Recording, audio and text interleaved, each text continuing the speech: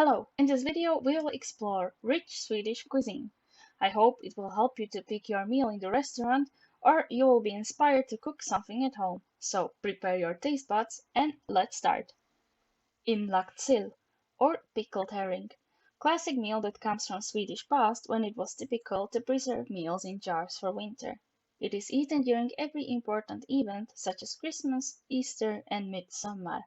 It's usually eaten with bread or potatoes along with cream and chive. Nowadays there have been various spices put into pickled herring, for example chili. You can also find this as a specialty in many Swedish restaurants. Stekt sill or roasted herring. Sweden is surrounded by seas, so it's no surprise that fish are source of most of meals. Roasted herring has a softer and smoother taste compared to pickled herring. It is served with melted butter, mashed potatoes, and lingonberry jam. Herring has different names all over the Sweden, so don't be surprised if instead of sill you will hear strömming in the south. Peparkakur, or in English, potato dumplings stuffed with diced pork. This meal comes with many different variations, but the most typical one is with meat filling. This dish is also served with melted butter, cream, lingonberry jam, but also milk as a drink. In the northern parts, kroppkakor are called platt instead. Köttbullar med potatismus och lingonsylt, or in English, meatballs with mashed potatoes and lingonberry jam. Probably everyone knows this Swedish classic from IKEA. It's also a favorite meal to cook among all Swedish mothers. Falukorv, or Falun sausage. This meal dates back to 1800s. Some even claim 1500s, and it was learned from Germans. Nowadays, it is one of the most popular meals among children. There are many ways to prepare Falun sausage. You can bake it, grill it, or cook it. It can also be served with various side dishes, such as baked potatoes, mashed potatoes, or rice, but a Swedish speciality are creamy macarons. Surströmming, or fermented herring. This is a dish only for the brave ones, and not even Swedes dare to try it. It is most notorious for its unbearable smell that comes from fermentation. It is actually sulfur that is released during this process, but even with its bad reputation, it found many fans. There is even a season of fermented herrings. It begins each year on third Thursday in August. Bloot pudding, black pudding, or blood sausage. You either love it or hate it. This meal has roots far back in Swedish history. Today it is a typical meal not even in school canteens but also restaurants. It is served with melted butter, lingonberry jam, fried bacon, and surprisingly, milk tastes very well with this dish. Kalops or Swedish beef stew. Typical meal for long and cold evenings in winter. Main ingredients are most common used spices in Sweden. Those are allspice and bay leaf. Those create characteristic taste of this dish. It is most typically served with cooked potatoes and pickled beetroot. Ärtsoppa or pea soup. This dish has an interesting history. It used to serve as a dish eaten by soldiers. It was tradition to eat it every Thursday, and later it became last meal of one of Swedish kings. Eric XIV ate a bowl of this soup poisoned with arsenic, and surprisingly it was poisoned by his own brother. Today it became one of the most traditional soups in Sweden. It is made from yellow peas, pork, and thyme. People in Sweden also put various types of mustard on top. Usually pancakes with what else than lingonberry jam are eaten right after this soup. Smurgostorta, or sandwich cake. People in Sweden love their sandwiches so much that they made sure that they can be eaten during every occasion. Sandwich cake can come with different ingredients and in many variations. There are no limits. You will not find it in restaurants, but you can buy it in some grocery stores and bakeries, but be prepared to pay quite a lot of money for it. It is most commonly eaten at home during various celebrations.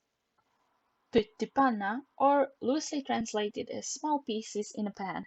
This is probably the most typical meal that Swedes tend to prepare at home.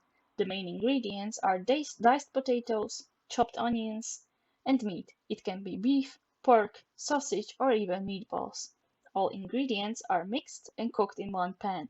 When cooked, you just add beetroot and fried egg. But there are no strict rules. You can mix anything with potatoes. Now, let's move on to sweet dishes. Sweden has a wide variety of unique cakes and cookies, and those are just some of many. Semlas, for example, they have a rich tradition in Sweden. They are made from wheat flour, cardamom, and they are filled with whipped cream and almond paste. They are eaten on a special day called Fat Tuesday. This tradition comes from Christian history. Semlas are made as a meal eaten during celebratory feast, before fasting. They were originally just buns eaten with hot milk. Today, they are one of the most popular cakes sold in Sweden. Kanye Bullar or cinnamon buns. Kanye Bullar are another one of Swedish classics, typically eaten during coffee parties called fika. They are common not only in Sweden but in most of Northern Europe, mainly in Scandinavia. They are made from yeast-based dough sprinkled with cardamom and sugar mixture. In some cases, raisins or other fruits are added. You can celebrate Cinnamon Roll Day on 4th of October. Peparkakur or ginger thins. Pepparkaka is a Swedish kind of a gingerbread. Pepper was originally an ingredient in the cookies in many Scandinavian countries. Today, their unique taste consists of cinnamon, cardamom, ginger, and clove. Same as gingerbreads we know, pepparkakor are eaten during Christmas time, but they are much thinner than regular gingerbreads. It is also very easy to buy them in many Swedish stores. Prinsesstårta or a princess cake. This is a traditional layer cake. Layers alternate between sponge cake, pastry cream, and a thick layer of whipped cream. Cake is covered with green marzipan, powdered with sugar, and often decorated with a pink marzipan rose. It is a rather new recipe coming from 1948, published in a cookbook by teacher of three daughters of Prince Carl. There are many variations of this cake, for example one with fruits or one with different colored marzipan. Luce Bullar or saffron buns. Luce Bullar are made of yeast dough, spiced with saffron.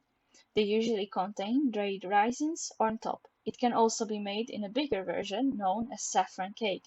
They are usually made for special occasions or as a dedication of a church. They have a typical shape of reversed S. In Sweden, they are eaten traditionally during Christmas time. Lastly, I would like to mention a few of the typical and traditional drinks in Sweden. First of all, punch or punch.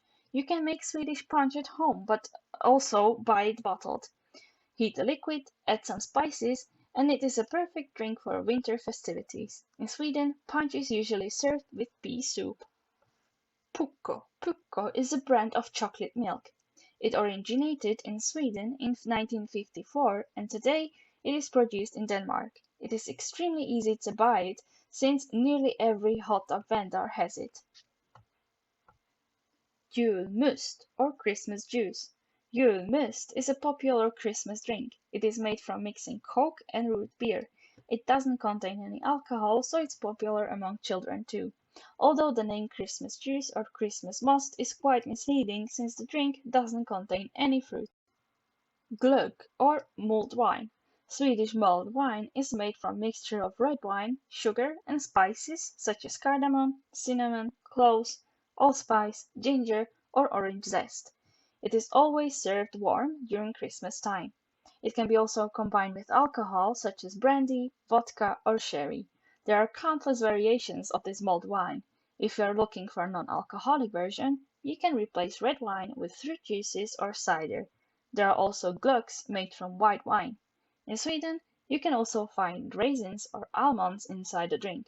It used to be associated with higher social classes, but fast became a drink for everyone. Filmjölk or sour milk. Filmjölk is made by fermenting cow's milk with various bacteria. This process gives it sour taste. It is very popular in all of Nordic countries and people drink it during breakfasts. Interesting fact is that the process creates less lactose than in regular milk, so filmjölk is easier to digest for lactose intolerant people. It also comes in many different flavors. Närke Kaggen Stormaktsborter. When it comes to Swedish beer, it's nearly impossible to pick the best, but brand Närke Kaggen Stormaktsborter seems to gain the most and best reviews. It's brewed with honey and it is aging for 2.5 months. It comes from Örebro and many people taste chocolate or licorice in it. But since we all have different taste buds, all you can do is just give it a try. And lastly, brännvin, or schnapps. For any fans of hard liquors, there is brännvin. It is distilled from potatoes or grains. There are many varieties. It can be plain and colorless, but also flavored with herbs or spices. It is similar to vodka or aquavit, although aquavit is always flavored. Brännvin contains between 30 and 38% of alcohol. A small glass of brännvin is called snaps. Thank you for watching this video. I hope you learned something new, and if you ever find yourself in Sweden, you'll be inspired to try some of those dishes or drinks. It is just a snippet of a Swedish cuisine, and this list could be endless. It is also good to mention that people in Sweden love fast food, such as pizza, tacos, kebabs, hot dogs, hamburgers, or similar meals. Speciality in Sweden is kebab pizza, something that makes each Italian happy. Thank you again, and I hope I will see you in the next video.